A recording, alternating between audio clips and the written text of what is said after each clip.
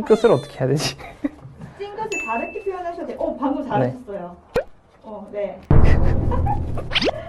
진행해보도록 하겠습니다. 항마력이 딸려가지고. 네. 잠깐만요. 교수님 이제 1번. 친절한 울닥터를 시청하고 계십니다.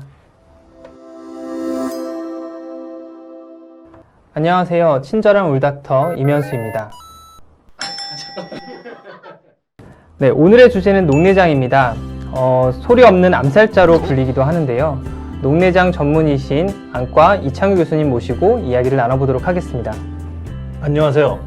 울산대학교 병원 안과 이창규입니다.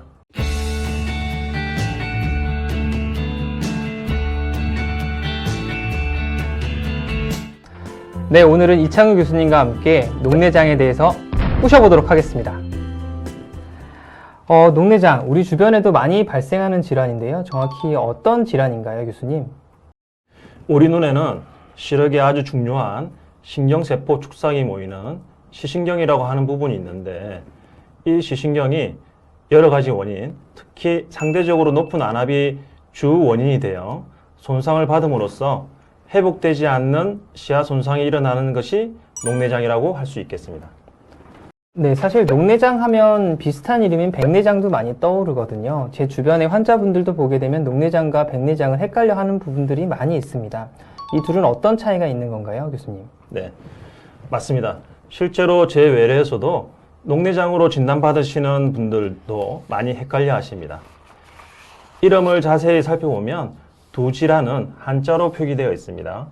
백내장은 흰백 안내 막을장으로 흰색의 무언가가 막고 있어서 시력이 안 보이는 것이고, 녹내장은 초록녹 안내 막을장 하여 녹색의 뭔가가 눈을 막고 있어서 안 보이는 것입니다. 즉, 백내장의 경우에는 빛을 모아주는 수정체가 혼탁으로 하얗게 변하여 시력이 안 보이는 것이고, 녹내장은 특히 급성 녹내장의 경우 방수의 흐름이 원활하지 않아 안압이 높아져 이에 각막이 녹색으로 변하여 시력이 떨어지는 것입니다. 그렇다면 녹내장은 이제 방수의 흐름 그리고 안압이 가장 중요한 키워드인 것 같습니다. 사실 이 두 가지 단어가 조금 생소할 수 있는 그런 단어인데요. 이에 대해서 좀 더 자세히 설명해 주실 수 있을까요? 우리 눈에는 크게 두 개의 방이 있는데, 전방과 후방으로 나뉘고, 전방에는 방수라고 하는 물이 있어서 눈의 형태를 유지하고 눈의 압력, 즉 안압을 형성하고 있습니다. 안압은 혈압과 유사한 개념으로 생각하시면 됩니다. 이러한 방수의 흐름이 원활하지 못하면 안압이 올라가고, 높은 안압은 녹내장 발생에 중요한 위험인자가 되는 것이죠. 그렇다면 이러한 녹내장의 증상에는 어떤 것들이 있나요? 녹내장이 진행함으로써 나타나는 가장 흔한 증상은 시야가 좁아지는 것입니다. 시야 손상은 특징적으로 주변부부터 좁아지다가 최종적으로는 중앙시야만 남게 되고, 치료하지 않으면 실명하게 되는 것입니다. 하지만 문제는 신경세포가 약 85% 손상받을 때까지는 이러한 증상을 거의 느끼지 못한다는 것이 문제이고, 따라서 일부에서는 녹내장을 소리 없는 암살자로 부르기도 한다는 것입니다. 또한 녹내장 종류 중에 하나인 폐쇄각 녹내장의 경우 갑자기 높은 안압 때문에 나타나는 증상으로 두통과 구역질, 시력 저하가 나타나기도 하는데, 보통 응급실로 내원하시어 신경학적 질환과 혼돈되기도 합니다. 그렇다면 병의 증상이 말기가 돼서야나 나타난다는 얘기인데요. 그럼 상당히 빨리 진단하는 것이 중요할 것 같습니다.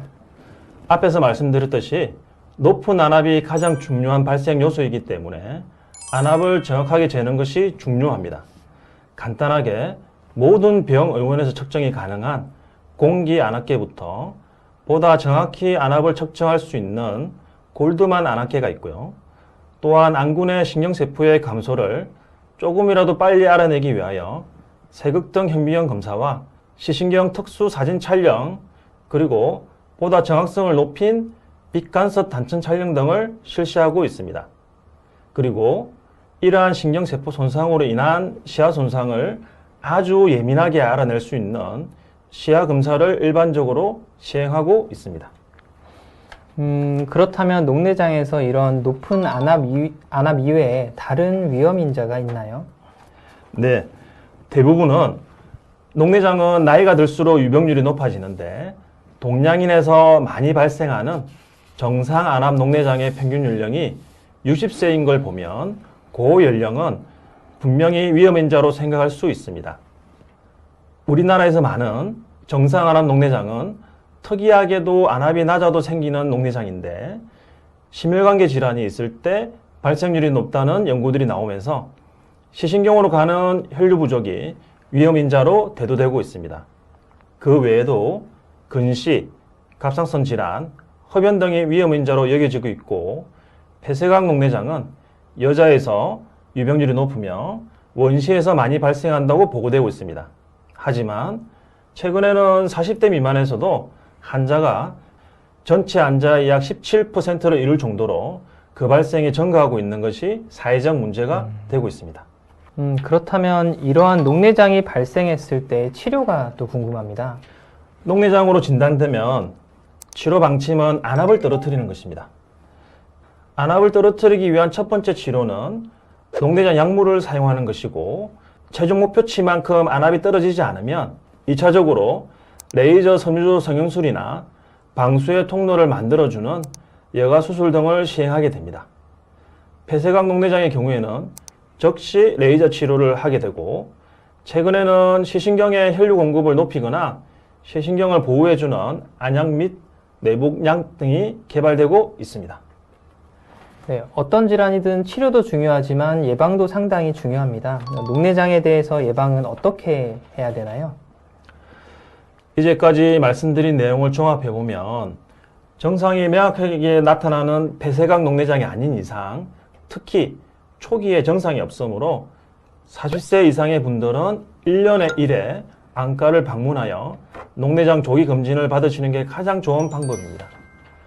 모든 질환이 마찬가지겠지만 녹내장, 특히 우리나라에서 빈도가 높은 정상 안압 녹내장은 조기에 진단하고 적절히 치료하면 예후가 좋은 편이므로 안과를 방문하여 검사를 통해 소리 없는 암살자라 불리는 녹내장을 조기에 발견하고 효율적으로 치료할 수 있을 것입니다. 그리고 녹내장에 대해 자세한 내용이 궁금하시면 울산대학교 병원 홈페이지에 건강강좌를 보시면 자세한 영상이 준비되어 있습니다. 네, 오늘은 이창구 교수님과 함께 녹내장에 대해서 부셔보는 시간을 함께 가져봤는데요. 친절한 울닥터 오늘은 여기까지입니다. 구독과 좋아요, 댓글, 알람 설정 꼭 부탁드립니다. 다음에는 더 유익한 주제로 함께 하겠습니다. 안녕!